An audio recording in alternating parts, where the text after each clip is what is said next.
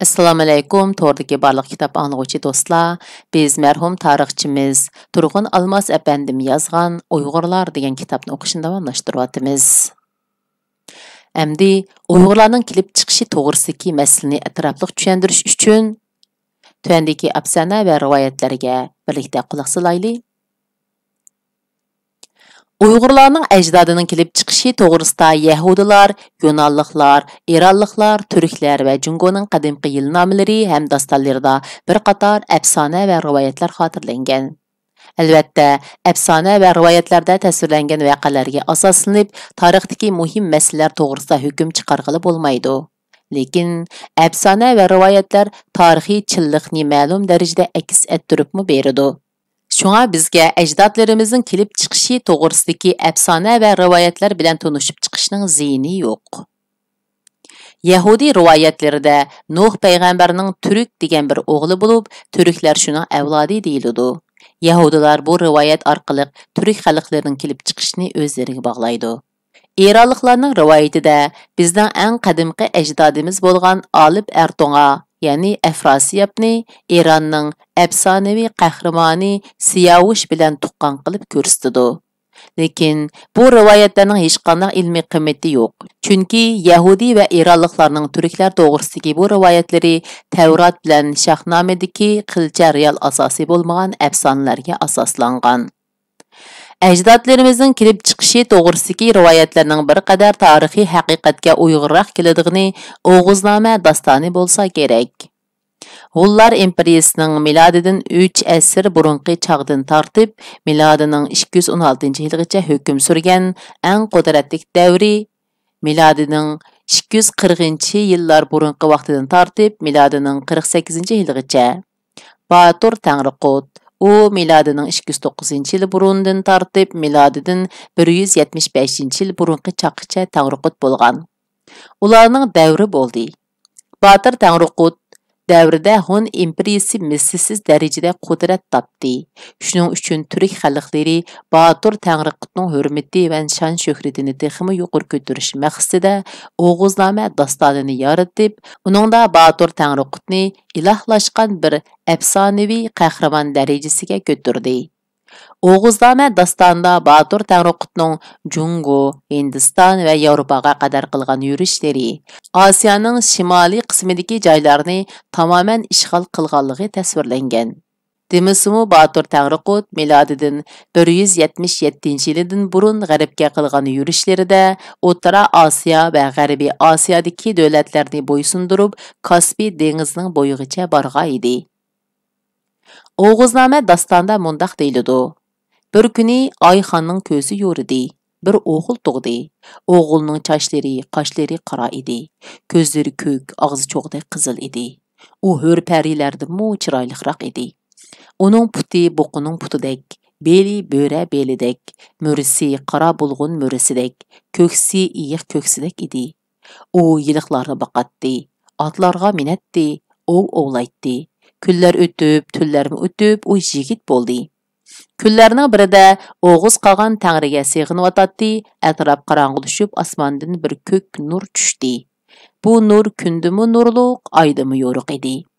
O'g'iz qolgan uning qishiga berib, bu nurning ichida bir qiz borligini ko'rdi. Qiz tanha o'ltiratdi. U qiz intayin chiroyli bir qiz edi.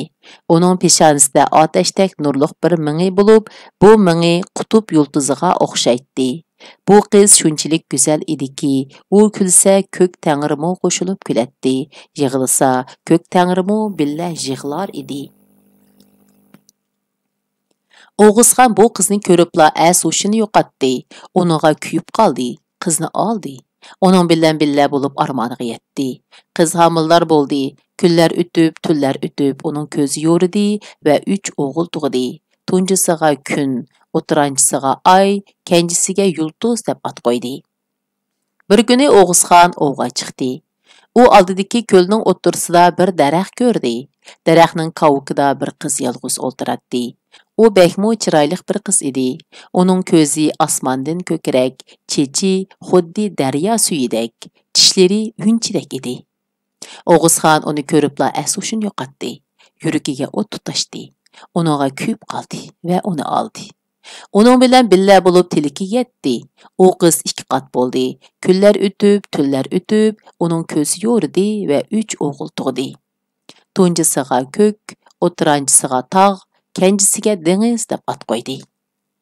Bu tasvirlardan Oğuzxonning ilohlashtirilganligi aniq ko'rinib turdi. Oğuzname dastandagi Oğuzxonning 2 ayoldan tug'ilgan 6 o'g'li Uyg'urlarning qon qarindishi bo'lgan Oğuzlarning 24 uruqining ajdodi qilib ko'rsatiladi.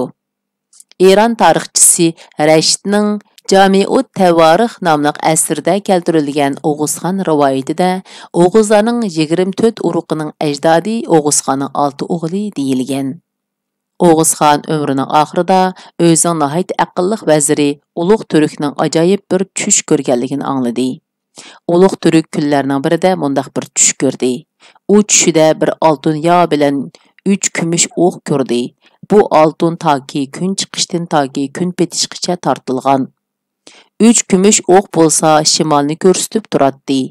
Uluq Türk uyg'unib tushda ko'rganlarini Oğuzxonga aytib berdi. Oğuzxon bu tushga Uluq Türkning bergan ta'biri va maslahatiga asoslanib, kun, oy, yulduz otliq 3 o'g'ilni sharqqa, ko'k, tog', dengiz otliq 3 o'g'ilni g'arbga avatdi. 6 o'g'li o'zi borgan taraflarda ovlab yurib, o'zlari xiyoliga keltirmagan narsalarga uchirdi. Kun, ay, yulduz otliq o'g'illari yo'ldan bir oltin yani tepib oldi.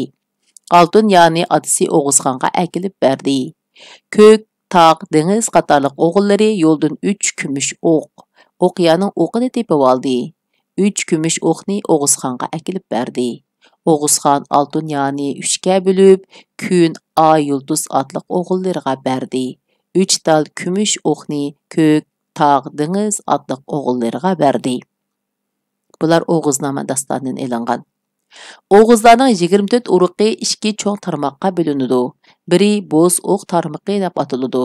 Ular Oğuzxonning oltin yani buzib sundirib 3 ga bo'lib taqsimlab bergan 3 o'g'li kun, ay, yulduzning avlodi deb qaraladi. Qolgan 12 uruq 3 o'q tarmog'i deb atilib, Oğuzxonning 3 tal kumush o'qini taqsimlab olgan 3 o'g'li ko'k, tog', dengizning avlodi deb qaraladi. İran tarixchisi Rashidning Jami'ut Tavarix nomli bu asrda naql keltirilgan ma'lumotga asoslanganda Oğuz dastoni bo'yicha Oğuzlarning 24 uruqining nomlari mundaq bo'lgan. Eng ustidagi Oğuzxon. Uning ostida 3 o'qlar, bo'z o'qlar bor. Hamdi 3 o'qlarning ostida dengiz, tog', ko'k bor. Bo'z o'qlarning ostida yulduz, ay, kun bor. Hamdi dengizning ostida Avshar, Bagdili, Qorqin, Charuqlu bor. Tog'ning ostida Salu, Alayutlu, Aymur, O'rigir bor. Ko'kning ostida Bayindir, Juvuldur, Chipni, Pechanak bor. Hamdi yulduzning ostida Avshar, Bagdili, Qorqin, Charuqlu bor. Ayning ostida Yazg'ir, Dudurg'a, Do'g'ir, Paparlu bor. Kunning ostida Qay, Bayat, Oq ivli bor. Bo'z o'qlar Oğuzlarning o'ng qanotini, 3 o'qlar Oğuzlarning so'l qanotini tashkil qiladi. Bu Sharqiy Uyg'urlarning nihoyat cho'ng bir tarmoqi bo'lgan Oğuzlar to'g'risidagi ma'lumot bo'lib, Sharqiy Oğuzlar Uyg'ur qag'onligi tarkibida edi. Hozirgi zamondagi ba'zi mashhur tarixshunoslar Oğuzxon rivoyatidagi Oğuzxonning dadisi Qaraqonni Batur Tangriqutning dadisi Tuman Tangriqutning o'zi deb hisoblaydi. Milodining 840-yili Sharqiy Uyg'urlar Mong'oliyadan O'rta Osiyoga ko'chganda, Sharqiy Oğuzlar Irtish, Balqash, Aral ko'llarining bo'yiga ko'chdi. Mahmud Qashqari mana shu Oğuzlarning kuchaygan cheg'idagi, ya'ni 1040-yildan 1157-yillardagi qabilaviy ahvolni yezib qoldirgan. U Oğuzlar Türk qabilalarining biridir. Oğuzlar Türkmenlardir. Ular 22 urug'qa bo'lindi. Har birining ayrim belgisi, mollariga bosilgan tamg'isi bor deydi. Mahmud Qashqari Oğuz qabila urug'larining sonini 22, U qabilalarning nomini bir-birlab atab o'tidi. Biz yuqorida tilga olgan 24 urug'ning nomi Mahmud Qashqari atagan Oğuz qabila urug'larining nomi bilan asosan o'xshash. Mahmud Qashqari faqat 2 urug'ning nomini yozmagan xolos. Oğuzname dastani Hullar, Uyg'urlar, Turklarning kelib chiqishi jihatda bir-biriga qayrindosh ekanligini isbotlaydi. İran ve Türk rivayetlerinde aytilgan Efrasiyab miladidan 7 asr burun o'tgan eng mashhur qahramon ajdodlarimizning biri bo'lib, uni ajdodlarimiz Olib Erto'g'a deb atagan. Olib Erto'g'a miladidan 7 asr burun ajdodlarimiz O'rta Osiyodan Qora dengiz bo'yicha so'zilgan keng territoriyada qurgan Sak imperiyasining mashhur qag'oni. Bu imperiyani Eronliklar Turan deb atagan. Bu davlat miladidan 7 asr burunqi chaqdan tortib, miladining 2 asrgacha hukm surgan. Turan qag'oni Olib Erto'g'a haqidagi ma'lumot eng avval Otashparastlarning muqaddas kitobi Avesta berilgan bo'lib, uningda u Turan podshohi Efrasiyab deb atalgan. Ulug' Paris shoiri Ubul Qasim Firdavsi G'aznavilar sultoni Mahmud G'aznavining topshiriqi bo'yicha yozgan o'zining Shahnama nomli dostonda Turan xaqoni Efrasiyabning Eron podshohi bilan ilib borgan urushlari haqida nihoyat ko'p joyda to'xtalgan. Mahmud Qashqarining Turk tillar devonida bergan ma'lumotiga qaraganda, Olib Erto'g'a havosi yaxshi bo'lgan Urdu kent Qashqarda turgan ekan. Bu chaqda kuchlik Paris imperiyasi vujudga kelgan edi. Miladidan 7 asr burun Eron Ahmonilar sulolasi miladidan 700 yil burunqi chaqdan tortib miladidan 330-yilgacha hukm surgan. Uning podshohi Kayxsrov miladidan 633-yili burunqi chaqdan tortib miladidan 584-yilgacha podshoh bo'lgan. Turan qag'oni Efrasiyabni mag'lub qilganda, Efrasiyab sharqqa chekinib Oltay atroflarigacha kelgan. Keyin Efrasiyab o'z davlatining g'arbiy qismiga qaytib kelib, milodidan 625 yil burun Ozarbayjonda Eronliklar bilan yana tutishgan. U bir jangda mo'kinib yotgan Eron askarining o'qiyasida atgan o'q bilan o'lgan. Olib Erto'g'a to'g'risidagi Türk rivoyati bo'lsin yoki Eron rivoyati bo'lsin, bu rivoyatlarda bizga aniqlashga tegishli 2 masala yo'liqidi. Uning biri Olib Erto'g'a tarixda rostla o'tgan qahramonmi yoki afsonaviy qahramonmi degan masala. Yana biri Yulanliklar Sikif deb atagan, Eronliklar Sak deb atagan xalqlar Türk irqiga mansub xalqmi yoki Eron naslli xalqmi degan masala. Biz Olib Erto'g'a tarixiga rostla o'tgan qadimgi ajdodimiz ekanligini isbotlaydigan faktlarga ega. Mahmud Qashqarining Turk tillar devonida Olib Erto'g'a to'g'risida motam qo'shoqlarining parchalari keltirilgan. Olib Erto'g'a o'ldimi, yomon dunyo qoldimi, palak o'chini oldimi, amdi yurak yirtilur. Ma'nisi Qag'an Efrasiyab o'ldimi? Bevafo dunyo uningdan qutuldimu? Palak uningdan o'chini oldimi? Amdi uning uchun zamonga nafratlanib yuraklar pora-pora bo'lmoqda. El bo'ridek huvlashdi, yirtib yaqa yig'lashdi, faryod chekib datlashdi, ko'zlar yoshqa qoplanur.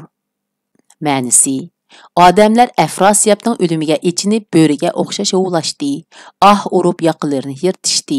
Ba'zida mo'liq nag'ma ovozdek un silib faryod chekishdi. Ko'p yig'lab ko'zlari ko'rmas bo'lib qoldi.